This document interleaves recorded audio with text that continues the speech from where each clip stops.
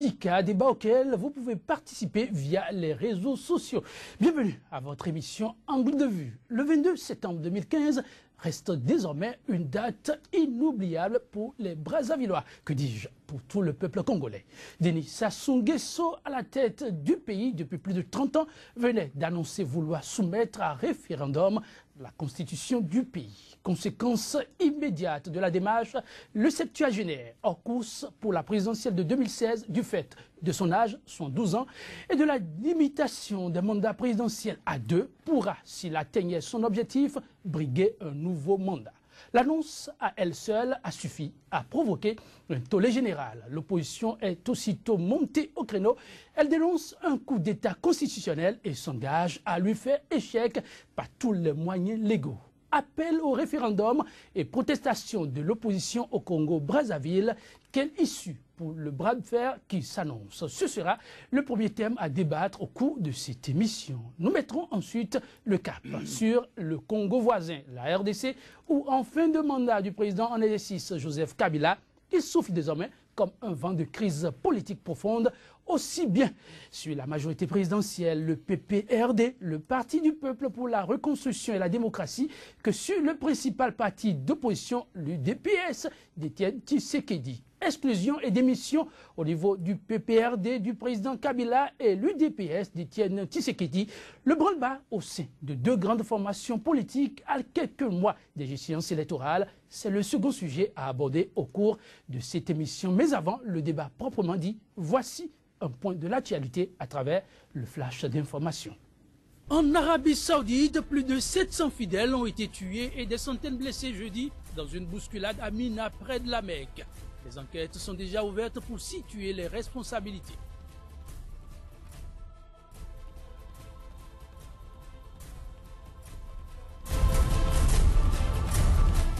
En Ouganda, Dominic Owen, l'un des leaders du mouvement rebelle, la LRA, va être poursuivi pour 60 nouvelles accusations de crimes de guerre et crimes contre l'humanité. Selon le communiqué officiel de la CPI, les charges à son encontre seront officiellement soumises le 21 décembre prochain.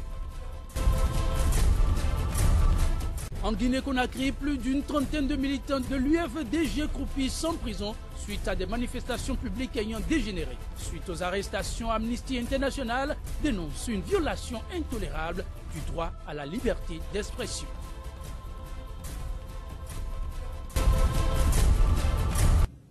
Au Congo, la question de la révision de la loi fondamentale du pays a franchi les barrières de la spéculation et trône au cœur du débat politique. Sans donner de date précise, le président en exercice, Denis Sassou Nguesso, a annoncé la mise en place d'une commission chargée d'adopter un projet de constitution et la convocation d'un scrutin référendaire dans un avenir très proche. Une initiative rejetée en bloc par l'opposition. Depuis, la polémique enfle. Appel au référendum et protestations de l'opposition au Congo-Brazzaville, quelle issue pour le bras de fer qui s'annonce?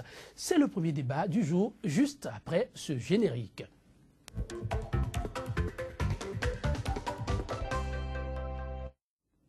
Deux invités sur ce plateau pour le décryptage des thèmes au menu de l'émission du jour. Titus Folly, bonjour. Vous êtes journaliste, éditorialiste et directeur de publication du quotidien béninois d'information L'Aurore. Merci de répondre à notre invitation. Merci pour l'intérêt. En face, Maître Alain Orula, avocat au barreau de Cotonou au Bénin, est très au fait de l'actualité sociopolitique sur le continent africain. Maître Alain Orula, bonjour. Bonjour, monsieur. Et merci d'honorer de votre présence sur le plateau. C'est moi qui vous remercie. Le président Denis Sassou Nguesso, Maître Alain Orula, a officiellement invité le peuple congolais au référendum. Vous y voyez, comme d'aucuns, une supercherie constitutionnelle ou est un hold-up juridique. Merci, monsieur Etonji. Évidemment que c'est une supercherie et un hold-up comme tous ces chefs d'État qui s'accrochent et qui s'agrippent au pouvoir, qui se servent évidemment de mécanismes légaux constitutionnels, comme par exemple le référendum qui est prévu dans la plupart des constitutions et dans celle du Congo de 2002 que nous lui devons d'ailleurs, pour organiser leur pérennisation au pouvoir. Alors évidemment, en face, on n'a qu'un seul jeu à faire, c'est de faire barrage à l'instrumentalisation de ce mécanisme juridique et constitutionnel pour obtenir l'alternance nécessaire et indispensable au Congo, où le président Sassou Nguesso a régné, comme vous l'avez rappelé, plus de 30 ans. Mais Titus Foli, donner la parole au peuple afin qu'il puisse se prononcer officiellement et dire sa volonté ou non d'accompagner le chef d'État en exercice qui, paraît-il, a beaucoup fait pour le Congo-Brazzaville. N'est-ce pas là un acte purement démocratique? Oh, sur ce temps-là, je suis un peu peiné. Analyser sous toute la couture cette démarche du président Sassou Nguesso qui, à dose et mieux, sort en bas les 4 de jour en jour, on a l'impression que c'est un plan savamment monté. Vraiment. Et qu'il a les moyens de sa politique. Parce que quand vous analysez les faits et gestes du président Sassou, vous voyez le damier politique, l'échiquier politique au Congo, c'est l'impression que c'est quelqu'un qui a les cartes en main et qui sait là où il va. Première chose, premier pan dans l'analyse. Quand vous voyez les opposants politiques aujourd'hui dans cette posture de riposte, ils ont tous, permettez-moi l'expression, leur cordon ombilical enterré devant le palais. Comment ça? À Brazzaville. C'est des gens qui ont déjà flirté avec Sassou pour la plupart. Et Sassou les maîtrise plus ou moins. Avec, on a vu sur d'autres cieux des gens qui ont flirté avec le régime, mais qui ont eu le courage de dire nous ne sommes pas pour. Avec les deux paramètres. D'abord, Sassou, vous connaissez dans le répertoire, Brazzaville, vous connaissez son nom, c'est Nzimba. C'est-à-dire l'homme qui est du jour et qui est de nuit. Vraiment? Il sait jouer. Quand il a les cartes en main, il sait là où il va. Première chose. Deuxième chose, c'est le ngiri. Les sacs et les enveloppes. Tout ce beau monde a été attelé à rimer à cette politique. Et aujourd'hui, je me demande comment ils pourront empêcher cette stratégie mise en branle, bien huilée par Sassou Nguesso, comment ils pourront l'empêcher d'aller au bout de son projet. Mais ce que vous dites, ça paraît quand même paradoxal. Parce qu'on ne peut pas oublier qu'il y a eu en juillet un dialogue national. La rencontre de CBT qui a fait des recommandations. Et ils étaient nombreux. Les Congolais, ce sont les Congolais qui ont pris part à ce dialogue national, qui ont demandé à ce qu'on essaie de voir comment aller au référendum. Ça, on l'oublie très facilement. Non, on ne l'oublie pas. D'abord, le mécanisme de référendum est prévu par la Constitution. Voilà. Bon, première des choses. Donc il est dans son droit. Il n'est pas dans son droit. Comment ça? Vous avez dit que c'est prévu, par la Constitution.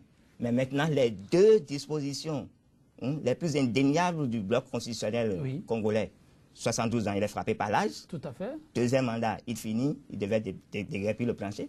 Mais aujourd'hui, parce qu'il a mis un plan en branle, et il est en train de l'exécuter un à un. Et devant lui, la riposte qui doit venir et qui doit l'empêcher, bon, on ne voit rien. Devant le palais, il devait y avoir normalement des digues installées au portillon, on ne voit rien parce que les opposants qui sont là ne sont pas capables de lui donner la riposte. Ça, vous jetez la pierre aux opposants. Mais en attendant d'arriver sur ce qui est déjà annoncé sur le terrain, parlant de la mobilisation de l'opposition qui est quand même manifeste, dites Maître Alain Roula, la rencontre de CBT, mais on ne peut pas l'oublier. Ce sont des Congolais qui ont effectué le déplacement massivement. Ils ont répondu à l'appel et on oublie non plus les recommandations qui ont été faites. L'homme a été carrément porté au pilori. Évidemment, sa longévité au pouvoir est déjà un facteur d'influence déterminant. Les peuples, et en particulier les peuples africains, vouent un culte au chef. Donc l'idée même d'une contestation ne peut émerger au sein de ces rassemblements folkloriques. La deuxième chose la plus importante aussi, c'est qu'il est quand même aux commandes, il a toutes les manettes. C'est-à-dire que c'est une deuxième influence déterminante. Comme le disait notre correspondant, M. Titus Foli, il y a la corruption, il y a les achats de conscience. Le président Sassou Nguesso est là depuis 30 ans, donc tout le personnel politique est sa clientèle. Donc, il sait effectivement là où il va. Le combat de l'alternance devrait en principe, si c'est un combat honnêtement mené, devrait être un combat mené par le leader lui-même. Un exemple historique nous a été donné par le président Feu Nelson Mandela. Il n'a pas eu besoin de manipuler quoi que ce soit. C'est lui-même qui a annoncé son retrait pour que l'alternance se fasse. Et ça s'est fait sans difficulté. Dans tous les autres pays, l'exemple de l'alternance devrait être donné par le chef qui est tout puissant. Si la personnalité du président Sassou Nguesso s'apparentait à une personnalité de démocrate, on aurait eu moins de soucis à se faire, puisque effectivement le référendum est une mesure constitutionnelle, c'est la parole donnée au peuple. Mais c'est le même peuple qui, en 2002, a dit que les mandats devaient être limités à 2 et que le président ne devrait pas dépasser, l'âge du président ne devrait pas dépasser 70 ans. Mais c'est ce peuple qui s'est réuni à Sibiti, qui a décidé qu'on accompagne l'homme qui est actuellement au pouvoir. Le chef qui a été élu a pris l'initiative de ce référendum. Le peuple n'est pas demandeur d'un référendum. Et la rencontre de Sibiti, Maître Arolé Roula, a été initiée et organisée et orchestrée par le pouvoir en place. Ce n'est pas le peuple qui gouverne, le peuple élit et c'est les dirigeants qui prennent les initiatives qui leur sont tout en étant à l'écoute du peuple, non? Favorables. Mais évidemment, si le président Sassou Nguesso était vraiment à l'écoute de son peuple, il comprendrait que l'âge de la retraite a sonné, 72 ans. Maintenant, j'étais en train de vous parler de la personnalité du général, je crois, Sassou Nguesso. Voilà un président qui n'est pas venu au pouvoir démocratiquement. Il a fait un putsch en 1979. Quand il a été... Mais son passé est révolu. Après, il s'est rattrapé. Non, il y a des répétitions inquiétantes. Il est revenu au pouvoir à la faveur, malheureusement pour le Congo, d'une guerre civile qu'il a remportée grâce à l'appui déterminant et ostensible de ELF, tout au moins, cette firme pétrolière. Et on s'est métamorphosé en diplomate. Bref, il y a une caractéristique indéniable de la part du président Sassou Nguesso, c'est qu'il veut s'éterniser. Il s'est éternisé, il veut s'éterniser. À partir de là, à partir du moment où il est déjà pris en défaut par son obstination à venir au pouvoir, par les armes, coup d'État, guerre civile et puis élection, nous ne pouvons plus dire que sa démarche constitutionnelle soit inspirée par la confiance, et c'est la confiance qui fait les institutions. Je constate que vous apportez tous votre caution à l'opposition qui parle de coup d'État constitutionnel. Et cette opposition annonce déjà les couleurs d'un géant meeting à Brazzaville, mais la diaspora aussi à la même date. Que va-t-il se passer ou que faut-il craindre? Bon, je constate que l'opposition... Je suis distrait. Parce non, que pas là, distrait, vous avez douté de la mobilisation de l'opposition tout à l'heure. Je n'ai pas douté de leur capacité d'action. Mais on constate que, bon, dès l'annonce de ce plan référendaire, les opposants se sont organisés. Ça, c'est déjà un acte. Ils ont 2 mouvements pour bientôt. Le premier, d'abord, au niveau de la société civile, avec le mouvement citoyen, le ras-le-bol, et ensuite avec les opposants, les 2 ailes, concomitamment. Il y a l'IDC et il y a le FOCAS. Mais dans la conjonction des faits, quand vous analysez bien, oui, ces opposants ont un certain nombre de gerbes rédhibitoires qui plombent leur action. Et quels sont ces gerbes? Le fils Kolela, Brice, qui vient à peine d'être renvoyé du gouvernement, comme, excusez-moi du terme, comme un petit galement par le président, parce qu'il a osé dire, bon, ça n'est assez, tu ne peux pas faire... Mais vous ne trouvez pas que ça affaiblit plutôt la majorité présidentielle? Non, mais à peine un mois... repêcher? Non, à peine un mois, il vient de quitter le pouvoir. Il était à la mangeoire, il vient de quitter les arcanes du pouvoir. Mais quelle alternative crédible ces M. Lapin vous-t-il offrir au peuple? Quand vous venez à peine de manger avec le président, vous venez de le côtoyer dans les arcanes, vous venez de jouir, ce qu'on appelle la jouissance. Eux-mêmes à Brazzaville, ils appellent ça la jouissance mélancolique. Ils viennent à peine de finir. Et maintenant, ils viennent en un mot, le référendum, vous le voyez passer comme une lettre à la poste? Je suis certain, persuadé. Parce qu'en face, vous voyez le peuple burkinabé, vous voyez le peuple congolais. Tout à l'heure, on sera sur le plan de RDC à Kin pour analyser. Mais par rapport à ces 2 peuples, contrairement au peuple brazzavillois, le peuple brazzavillois a été noyauté. Eux-mêmes, ils ont fait le lit pour Sassou. Et ça soit noyauté depuis un certain moment, depuis quelques décades, a noyauté ce peuple dans tous ses compartiments. Il a régenté et aujourd'hui, bon, je pense que le terrain, le boulevard lui est ouvert et il va passer. Un boulevard tout dressé à Denis Sassou Nguesso, il faut le laisser aller simplement à la rivière? Non, pas forcément. Tout à l'heure, vous disiez que notre discours ressemble à une caution donnée à l'opposition. L'opposition est fragile, elle n'existe pas dans nos pays. C'est juste des oppositions d'intérêt. Quand on est content, on trouve des termes pour aller à l'union nationale, l'unité nationale, la réconciliation. Quand on est chassé, eh bien on s'oppose. Donc ce n'est pas des oppositions de principe, ce n'est pas des oppositions d'idées. Le combat et le refus ne peuvent venir que du peuple que l'on est en train de tenter de manipuler. Il y a certes le référendum que le chef organise dans les meilleures conditions pour lui, parce que même sans tricherie, je veux dire, sans manipulation des résultats, il n'est pas évident que le président Sassou échoue. C'est-à-dire que les choses sont telles que le peuple soumis, subjugué, peut aller dans ce sens. Mais il y a un autre peuple qui parle, c'est celui de la rue, celui qui se révolte, celui qui a permis que les révolutions commencent à se faire dans d'autres pays. C'est à ce peuple-là qu'il faut apporter des signes d'encouragement, non pas forcément à l'opposition.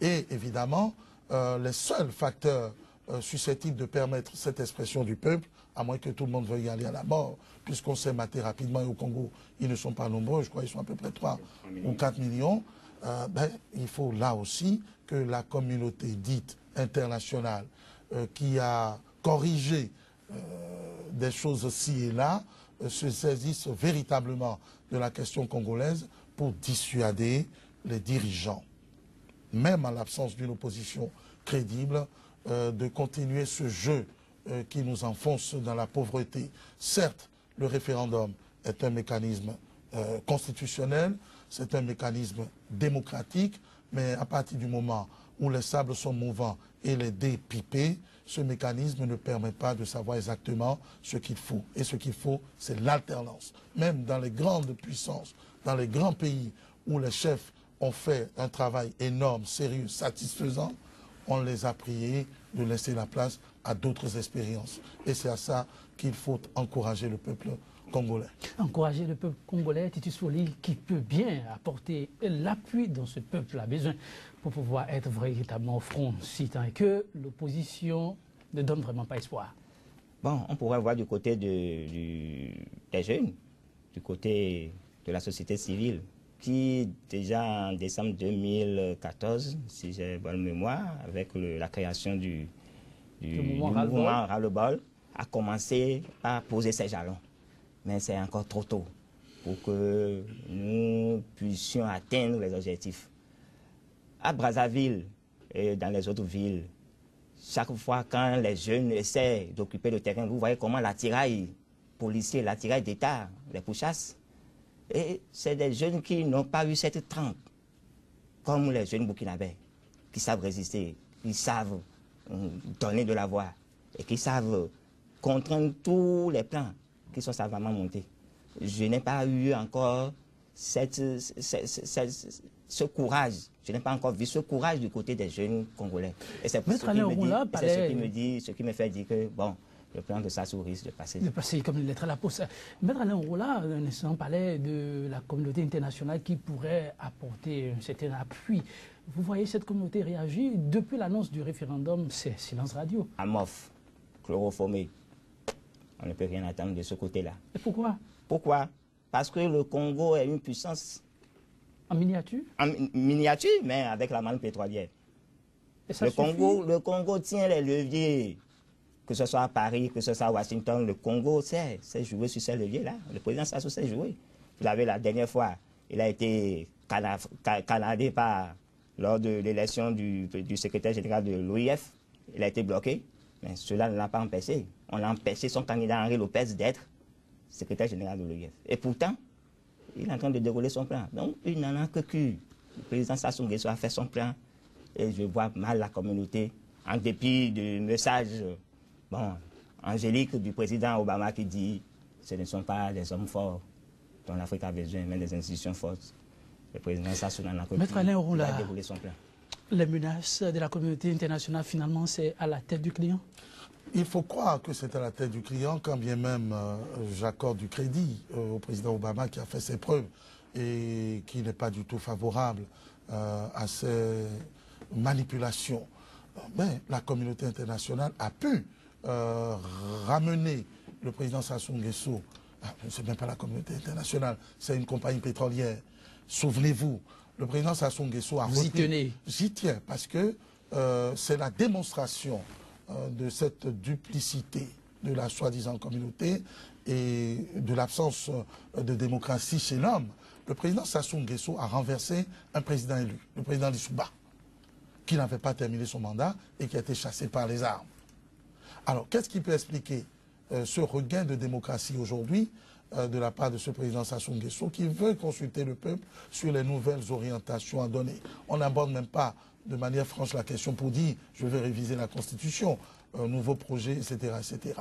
Mais la communauté internationale au Congo, c'est le pétrole.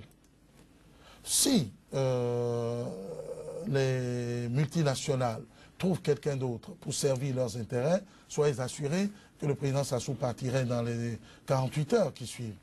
Pour l'instant, l'alternative n'existe pas. Oh, on trouve toujours quelqu'un à mettre. On trouve quelqu'un, je vous dis, ce n'est pas caché, c'est dans tous les journaux, que sa prise du pouvoir a été ostensiblement accompagnée par Elf. Je n'ai pas dit, je n'ai pas donné le nom d'une autre compagnie. Donc, qui a renversé carrément le président Lissouba sans recours. Alors, si la même compagnie qui est toujours tout aussi puissante est toujours présente, décide de lâcher le président Sassou Nguesso, vous doutez bien que ça ne mettrait pas 48 heures. Alors, Sassou serait-il en train de dresser le bûcher pour brûler son pays? Écoutez, ça fonctionne. Ah bon? Ça fonctionne. Les résultats sont là. 300 000 km², 3,5 millions ou 4 millions d'habitants. Le Congo n'est pas classé parmi les pays les plus prospères, ni du monde, ni du continent, encore moins du monde. Ça veut tout dire. Vraiment. Je ne pense pas que le résultat soit réluisant, mais c'est des chefs. Titus Foley, Denis Sassou Nguesso, Blaise Compaoré, même destin? Non. Non et non, parce que l'autre a eu un peu plus d'intelligence dans la lecture, dans le décryptage de son dernier politique. L'autre s'est muré dans une constellation et dans les adulations de basse besogne, et il a perdu. Je parlais du premier, je parlais de l'intelligence, c'est Sassou Nguesso, et de l'autre qui s'est enfermé, et il en a eu pour ses comptes. Donc il faut voir le lendemain plutôt meilleur et radieux pour Denis Sassou Nguesso, jusqu'au jour où il décidera de lâcher. Oui, vous savez, il a plusieurs plans. Je disais, le plan mis en branle à dose et mieux. D'abord, il a commencé par le dialogue. Il a vu que le dialogue a foiré. Il a commencé après par amadouer un peu les chefs coutumiers. Il a commencé par toquer les pagnes de Sanga. Vous le voyez, chaque fois quand il descend sur le terrain, ça n'a pas marché. Parce que les chefs coutumiers lui ont dit carrément, chef, dans ta constitution de 2002, là, tu n'as même rien prévu pour nous et tu veux nous embarquer maintenant. Donc, après ça, il a commencé par mettre de la pression sur les membres du gouvernement, ceux qui sont dans la majorité, il les a débarrassés et il est passé au plan. Donc, au regard de ce plan, j'ai l'impression qu'il n'y aura pas de résistance, il va aboutir à son objectif. Maître Alain Rolla, en définitive, il y aura plus de peur que de mal. Les opposants, la société civile, on va bouder et fortement peut-être, mais l'homme parviendra à atteindre son objectif. Écoutez, là aussi, les exemples ne manquent pas. Nous avions évoqué tout récemment le cas du Burundi. Malgré les critiques et les postures de principe de la grande communauté internationale et du secrétaire général des Nations Unies, le chef est toujours là. Donc voilà des exemples malheureux que le Congo de Denis Sassou Nguesso ne manquera pas de suivre, puisque là-bas, il n'y a pas d'enjeu. Je vous ai déjà dit, l'opposition, elle est stérile. Excusez-moi, elle est atone, elle est faible, elle est fragile. Elle est d'autant plus fragilisée qu'elle a composé. Le peuple, il n'est pas encore suffisamment à terre pour servir de chair à canon, puisque personne ne vole à leur secours. C'est pour ça qu'il faut rendre responsables les représentants de cette communauté internationale qui sont très forts en discours et qui n'ont pas une jurisprudence claire, du moins une jurisprudence bienveillante, très claire, là où sont leurs intérêts, là où se trouvent les positions à prendre. Et pour l'instant, aucun intérêt n'est véritablement menacé au Congo. Au contraire, tout est mis en œuvre pour que les intérêts soient saufs. Les intérêts soient saufs. Donc effectivement, comme Titus Foley, je suis très pessimiste. Une fois, ça arrive de temps en temps, sur l'essor de l'opposition au Congo. Mais qu'attendre de l'Union africaine? C'est le général de Gaulle qui qualifiait l'ONU de machin. Et vous embouchez la trompette aussi? Je pense que l'Union africaine, tout comme son prédécesseur, l'Organisation de l'Unité africaine, sont devenus des machines. Bien dommage, ce sera tout, mesdames, messieurs, pour le premier thème au menu de votre émission débat. Angle de vue de ce jour, à présent, un nouveau point de l'actualité, c'est le flash d'information. En Arabie Saoudite, plus de 700 fidèles ont été tués et des centaines blessés jeudi dans une bousculade à Mina, près de la Mecque. Les enquêtes sont déjà ouvertes pour situer les responsabilités.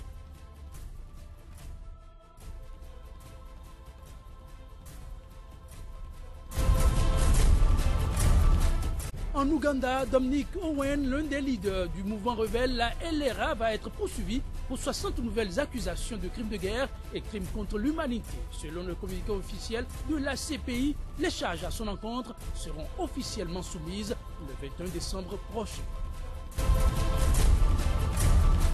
En Guinée-Conakry, plus d'une trentaine de militants de l'UFDG croupissent en prison suite à des manifestations publiques ayant dégénéré. Suite aux arrestations, Amnesty International dénonce une violation intolérable du droit à la liberté d'expression.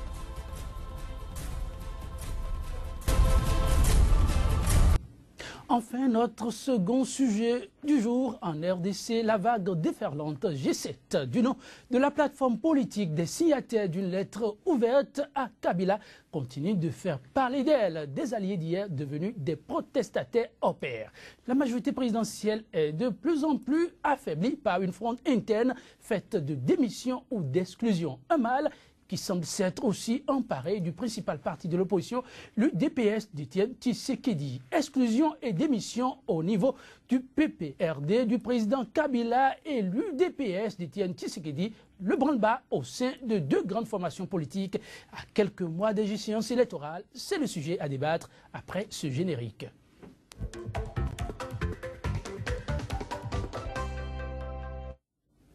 Le débat se poursuit avec Maître Alain Orula et Titus Folly. Titus Folly, presque plus de jours sans que le PPRD, parti au pouvoir, n'enregistre de démission ou ne soit contraint à exclure des alliés d'hier.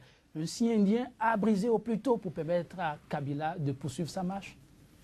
Bien sûr. Cette fois-ci, je partage au moins votre opinion. Vous savez, depuis que ce concept, le glissement, a fait jouer à Kinshasa, dans l'approche sémantique, glissement, bon, décalé, chamboulé, certains proches du président Kabila, tels que Olivier Kamitatou et Pierre Lombi, faisaient déjà part de leur réticence à accompagner ce projet. Et c'est ce qu'il faut souhaiter, que dans les entrailles même de certains partis dits de la mouvance majoritaire, mouvance présidentielle, qu'il y ait des voix discordantes pour briser un certain nombre de tabous. Et pour l'avoir fait, même s'ils sont exclus aujourd'hui, c'est à leur mérite. Parce que dans la permanence des honneurs, comme le souhaitait Kabila et toute sa bande de fédateurs de Jadissais, voilà les gens qui ont accompagné. Est-ce que vous n'exagérez pas avec les mots? Non, pas du tout. Pas du tout. Ils savent bien Joseph Kabila a beaucoup apporté à la RDC. Au-delà des 9% vous avez suivi le porte-parole du gouvernement? Au-delà des 9% du PIB. Jean-Pierre. Constatez les jarrets familiques qui sont dans les plats à Kinshasa, à Matadi, à il paraît que c'est la Lubumbashi. minorité, ça. Non, ça, c'est pas la majorité. Je parle de la grande majorité qui a les jarrets familiques. Au-delà de tout, c'est pas démagogique quand on dit que, bon, Kabila est venu... Lambert Médé apportera un démenti à ce que vous dites là. Chiffre à l'appui, vous ne l'avez pas suivi récemment. Je dis au-delà des 9% du PIB. Quand ils ont présenté leur dernier rapport intitulé « Renforcer la cohésion nationale à travers l'exploitation judicieuse de la richesse minière », on constate qu'à Kin aujourd'hui, c'est une précarité déconcertante. D'autres voix ne le diront pas. Maître Alain Orula, des voix discordantes au sein de la majorité présidentielle que Titus Folly applaudit. Mais si on peut, dans une certaine mesure, comprendre cela, pourquoi ne pas aller le dire au chef que de le faire savoir à travers une lettre ouverte? Parce que très certainement, ils n'ont plus accès au chef. Et c'est aussi une manière... Mais le chef l'a clamé plus d'une fois. Il est le plus accessible des Quinois qui soit. ça participe toujours du folklore. Ah bon? Du folklore de la chose d'État en Afrique. Il n'y a que sur notre continent qu'on voit ce genre de choses. Mais plus sérieusement, l'avènement de Kabila à la tête du Zaïre, enfin du Congo démocratique, était déjà une catastrophe. Comment ça? Aux âmes bien nées, la valeur n'a tant point le nombre des années. Kabila, c'est une fierté. Jeune, il est venu au pouvoir. Il accompagne comme il peut le pays avec un esprit d'ouverture en paix. Je rapporte là les propos du porte-parole du gouvernement. Ne me provoquez pas. Parce que je ne vous provoque pas. Vous savez Lambert Médé, il vit au quotidien les réalités des Congolais. Les réalités des Congolais, ça fait très longtemps que cela a été enterré déjà depuis le président Mobutu, parce qu'aucune équipe ne peut se féliciter de performances dans un pays qualifié de scandale géologique. Ils ont tellement de richesses que même 100% de PIB aujourd'hui ne serait pas un exploit. Alors vouloir s'enorgueillir d'avoir contribué à augmenter le PIB, ça participe de ce que j'appelle le folklore. Ce que l'on sait aussi, c'est qu'on a combattu Mobutu, à juste titre, pour installer une dynastie Kabila. Ça, c'est une première anomalie. C'est la même presse qui a dit que d'ailleurs, le fils ne serait pas le fils du père et que c'est le fils qui aurait assassiné le père. Bon, au début de ce folklore, les Américains se sont un peu énervés. Ensuite, on s'est calmé. Et autant que je m'en souvienne, le président Kabila a été affublé de 4 vice-présidents qui gagnaient chacun d'ailleurs $1 million par mois. C'est des choses que je retiens. Ce qui veut dire que son pouvoir était déjà contesté avant qu'il ne réussisse à écarter les principaux gêneurs, dont le président du MLC, Bemba, qui est toujours... Exactement. Et pour retrouver une hégémonie. Hégémonie contestée déjà par l'ancien président de l'Assemblée, Vital Kamerhe, c'est bien cela. Avant qu'il y ait cette fronde généralisée aujourd'hui. Bien que je n'accorde pas plus de crédit à ces membres de l'opposition, je trouve que c'est des coups de butoir intéressants. Vraiment. Vraiment intéressants pour décapiter et déboulonner ces régimes autocratiques. Il n'y a rien à dire d'autre. Joseph Kabila ne dit rien à personne. Pour être très simple, à cette allure, la majorité ne finira peut-être pas à voler en éclats. Et Joseph Kabila, il gagne quoi? Sinon les Congolais, ils gagnent quoi? Mais les Congolais gagneront nécessairement à ce que cette classe politique s'en aille. Parce qu'elle s'occupe de tout sauf des intérêts du peuple. Et la vérité aussi, comme nous l'avons dit dans le précédent exemple du Congo démocratique, quand les intérêts des plus forts sont servis, les peuples, on s'en fiche. C'était depuis la colonisation belge. Le petit roi belge et du petit royaume belge possédait ce territoire 100 fois plus grand que le sien. Il puisait toutes sortes de ressources. Et ce roi belge a été remplacé par des rois lingala, pour m'exprimer ainsi. C'est tout ce qui a changé.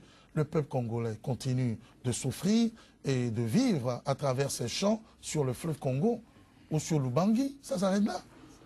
Exil massif. Vous verrez les Congolais trimés en Belgique, en France, en Angleterre même, un peu partout. Toujours en train de vouloir un régime démocratique et un régime qui se mette enfin au travail. Mais on n'y arrive pas. On n'y arrive pas. Récemment, il y a eu une sortie de la majorité présidentielle pour resserrer une fois encore les rangs autour de Joseph Kabila. Comment appréciez-vous ce sursaut d'orgueil? Non, il ne peut plus avoir le sursaut d'orgueil. Tant que le Conseil glissement, on décale les élections pour permettre au chef, parce qu'il a échoué sur tous les autres plans, pour réviser la Constitution, on fait sortir ce concept-là pour retarder les élections et permettre de prolonger son mandat. Tant que ce projet-là va exister, Kabila n'a pas la paix. Mais est-ce qu'on n'exagère pas un peu, parlant de glissement qui avantagerait Joseph Kabila, lorsqu'on sait que l'homme, personnellement, ne s'est pas prononcé sur son intention de vouloir s'éterniser au pouvoir? Mais il y a les faits et gestes qui comptent. Au décryptage des faits et gestes, analysés sous toutes les coutures, c'est lui. Il tient à part le Sénat, avec Léon Kengo Wadondo, qui n'est pas en quelque sorte dans la mousse, comme nous aimons dire à Kinshasa, la mousse, au mot savon, comme ils le disent là-bas. À part lui, tout le reste est emballé. Et face à ce projet, seule l'opposition a déjà compris et a préparé la riposte. Et parlant de l'opposition, on accuse, je ne sais pas, à tort ou à raison, Etienne Tshisekedi de partiser actuellement avec Joseph Kabila, de l'aider à s'éterniser au pouvoir. Et déjà, la fronde, la contestation à n'en point fini. Non, pris sous cet angle, il va falloir mettre un peu de bémol.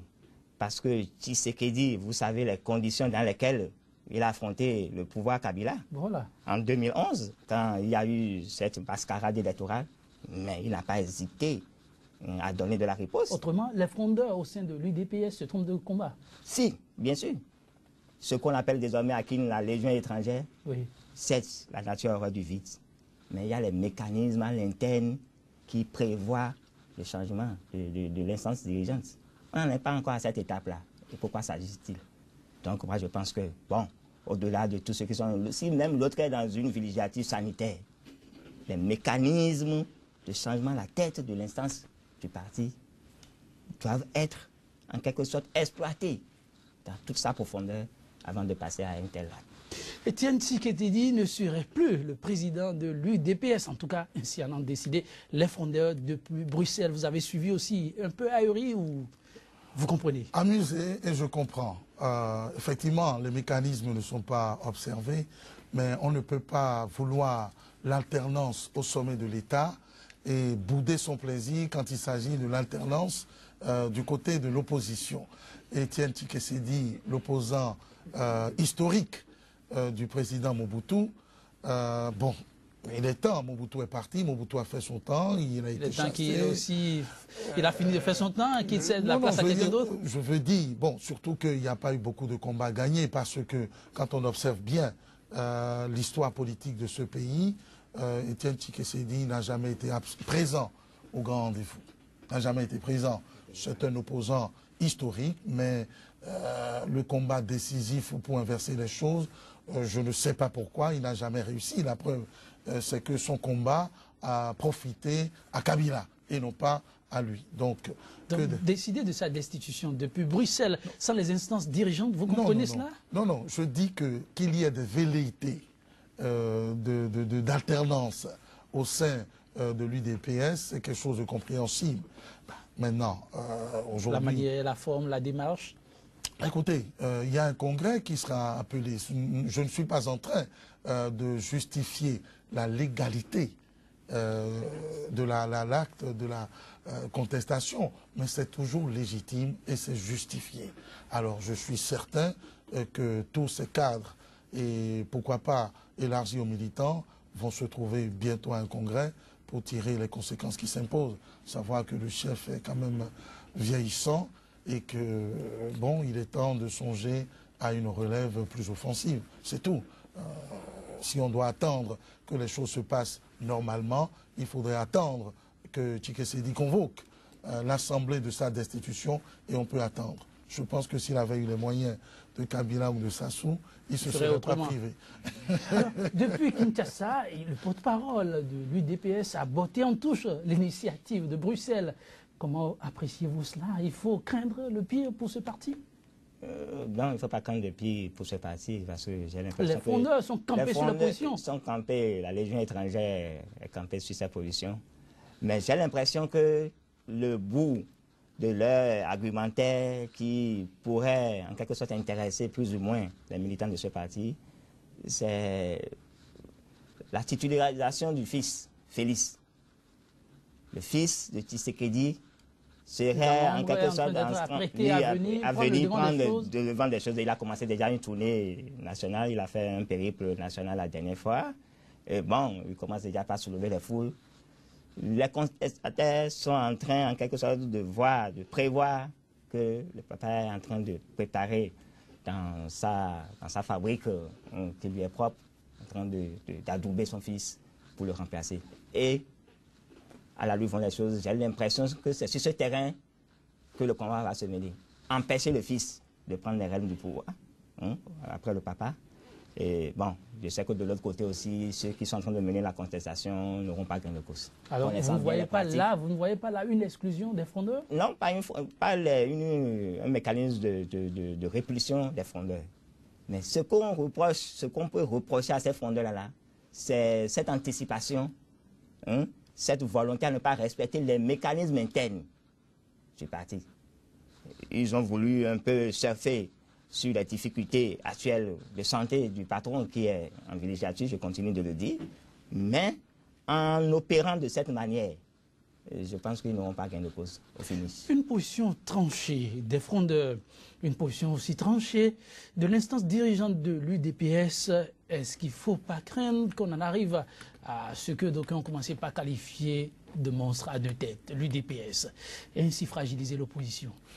Monstre à deux têtes, pourquoi pas? Il y a même un risque d'atomisation. Je pense que les frondeurs peuvent se mettre sous d'autres mouvements aussi. Mais quelle est l'instance dirigeante? Il y a le porte-parole de l'UDPS qui dénonce ce coup d'État, ce hold-up. Est-ce que c'est l'instance dirigeante qui s'est réunie? Non. Maintenant, vous savez, je suis certes légaliste, mais je suis encore plus légitimiste. Ah bon? Ça veut dire quoi? Ça veut dire qu'il y a un gros problème au sein de ces partis. On n'a pas besoin de s'agiter les méninges. Le simple fait déjà que Tshisekedi soit encore là est un facteur de contestation qui peut autoriser certains cadres du parti à aller à la fronde. Mais les textes ne limitent pas le mandat à la tête de l'UDPS. Justement, il faut revoir les textes. Et pourquoi ne pas convoquer carrément un congrès? Mais qui convoque? C'est le chef qui convoque. Et les amis du chef qui peuvent convoquer. La contestation... Mais maître, vous n'exagérez pas. C'est le bureau qui convoque. Maintenant, même si l'initiative vient du chef, mais c'est quand même le bureau. Pourquoi ne pas amener les membres du bureau à convoquer vraiment le congrès? Justement, moi je pense que ces coups de butoir sont des facteurs incitatifs. Ah bon? C'est des facteurs incitatifs parce que s'il voulait quitter le parti, il l'aurait fait. Depuis? Il l'aurait fait depuis. Il suffit de se retirer, de tirer les conséquences de l'échec de ce mouvement historique et de se faire appeler rénovateur. Donc je pense que les frondeurs veulent encore rester. Mais ce qu'ils poursuivent avant tout, c'est que les choses bougent. Parce que nous avons parlé de Kabila. Que fait l'UDPS? Rien, excusez-moi, je ne voudrais pas insulter le combat de gens au péril de leur vie, au péril de leur liberté. C'est certes des gens qui ont combattu, qui ont souffert, qui ont résisté. Mais où est la capitalisation? Où est le gain? Quand je résume l'histoire de l'UDPS, au début, il y avait Mobutu, et à l'arrivée, il y a Kabila. Il n'y a pas Tshisekedi, il n'y a pas l'UDPS, qui compte de nombreux militants. Alors, quand il y a des initiatives, même désordonnées, pour secouer le bananier, je suis partisan de ceux qui pensent qu'il faut accompagner ce genre de mouvement. Alors, qu'est-ce qui va se passer? Personne ne le sait d'ailleurs, ce ne sera pas un séisme. Soyons assurés, puisque, non, évidemment, la majorité présidentielle est aussi contestée, se disloque, et vous verrez, bon, c'est pas ça. On tend vers une recomposition de la classe politique. Exactement, c'est pas ça qui mettra en péril le Congo démocratique. Ça fera vaciller des potentats, des pouvoirs ci et là, mais tous ces phénomènes sont intéressants parce que c'est une invitation pressante à recomposer, à reconstituer, non seulement la classe politique, la classe dirigeante, mais la manière de gouverner. C'est dommage que ça s'arrête à ça, puisque tous ces acteurs dont nous parlons, à part quelques irréductibles, sont toujours à la conquête d'une parcelle de pouvoir, d'honneur, etc. Ce n'est jamais profond. C'est ça qui est déplorable. Mais malgré cette superficialité, je pense que c'est des moments intéressants qui montrent une volonté et un appétit de plus en plus aiguisé de ceux qui font et qui mènent l'action politique. Pendant que ça bat de l'aile de part et d'autre de la mouvance et du principal parti de l'opposition, les autres partis sont en quête d'une soi-disant légitimité. On cherche désormais le chef de file de l'opposition. On ne voit plus ce chef venir dans le rang ou du rang de l'UDPS. Comment vous appréciez tout ceci? Pendant ce temps, Joseph Kabila, calme, poursuit son combat en silence. Bon, c'est plus ou moins, il y a Vital Kamerhe qui est là et qui veille au grain. Bon, il est bien vrai, Jean-Pierre Bemba est ambassadeur là-bas depuis des décades, mais son parti également est sur le territoire et bon, essaie de renvoyer à leur pénate tous ceux qui veulent confisquer le pouvoir. Donc, l'un dans l'autre sens, je pense que les deux partis, surtout les deux partis de l'opposition, le parti de Tshisekedi, le parti de Vital Kamerhe, même le parti un peu, bon, qui a perdu de sa superbe, le parti MLC de Jean-Pierre Bemba, sauront conjuguer les efforts pour mettre en branle la stratégie de riposte et pour faire échouer le plan de Kabila. Et le plan est en train d'échouer déjà, contrairement au Congo-Brazzaville. Vous avez vu, chaque fois que Kabila avance, c'est un pion sur le damier, les autres contre le cas. Et sans oublier la société civile. C'est une société civile si forte, avec ses 650 organisations également là, comme gardien du temple. Mais Sans oublier que récemment, pour avoir protesté les jeunes de Filimbe et autres, il y a 2 qui croupissent actuellement en prison. Est-ce que ça ne va pas démotiver les autres? Non, c'est pourquoi je dis que dans la permanence de la conquête, dans la permanence des actions sur le terrain, pour en quelque sorte endiguer un tant soit peu le mouvement répressif du pouvoir en place, les jeunes ont déjà une certaine longueur d'avance sur les jeunes de Congo-Brazzaville. Les jeunes de Congo RDC ont été déjà en quelque sorte arrimés à une certaine passerelle, les passerelles sénégalaises, les passerelles burkinabè, et ont en quelque sorte déjà, ils se sont déjà appropriés une certaine forme de lutte. Et dans cette manifestation de lutte, vous les voyez dérouler un certain temps, un rouleau compresseur qui met un tant soit peu en échec les velléités de confiscation du pouvoir par le clan Kabila. Congo-Brazzaville, Congo-Kinshasa, même objectif pour les leaders, les chefs dirigeants, mais des issues différentes. C'est votre avis aussi? C'est aussi mon avis, parce que ce que j'allais rajouter, la prise ou la reprise du pouvoir au Congo-Brazzaville s'est faite par une guerre civile. Voilà, tandis que le positionnement, je vais qualifier ça de cantonnement du pouvoir d'État au Congo-Kinshasa, c'est au prix d'une guérilla. C'est un immense, un vaste territoire avec des clans bien constitués, armés. Et je crois que c'est à ça, c'est grâce à ça, malheureusement, qu'on est parvenu à un certain équilibre que le président Kabila a tenté de rompre en imposant son hégémonie. Et si, effectivement, les différents chefs de guerre, parce que c'est ainsi, ce n'est pas des chefs de parti, si les différents chefs de guerre avaient été présents sur le territoire, les choses se seraient déroulées autrement.